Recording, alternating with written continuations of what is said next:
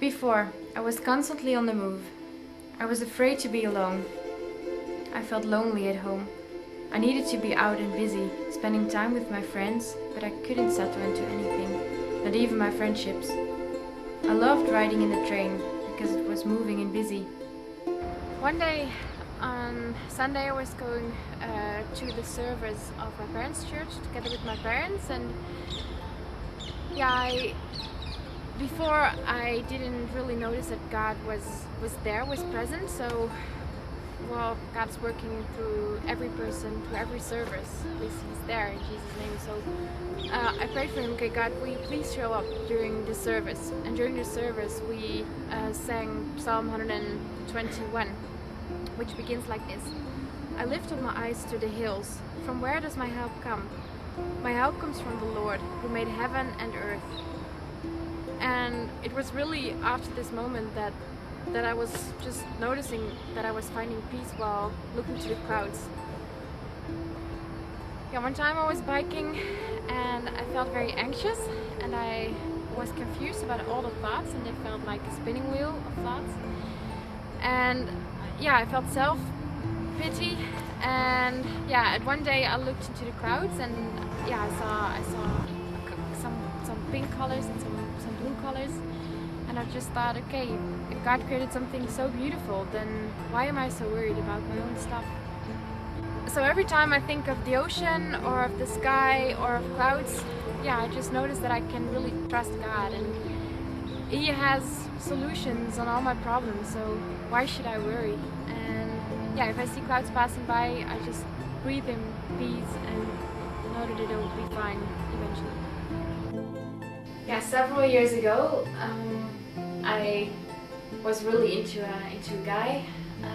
He was 2 years older than I am, or that I was that time, and yeah, he thought it was better to not have any contact anymore, or any just limited contact.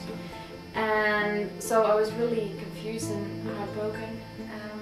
Yeah, and it just hurt. And so my way to write all my emotions outside of me, just to not think of it, was to write poems and was journaling about it. And around that time the movie Romeo and Juliet was also played, and I really loved the language, and so I started to just practice the scripts in front of my mirror, and I was able to cry out everything that they mentioned, and I could really touch on with what they were saying. Yeah, and I think that I didn't recognize it around that time, but I've noticed that sort of was my first way to experience how you can pour out your heart by crying.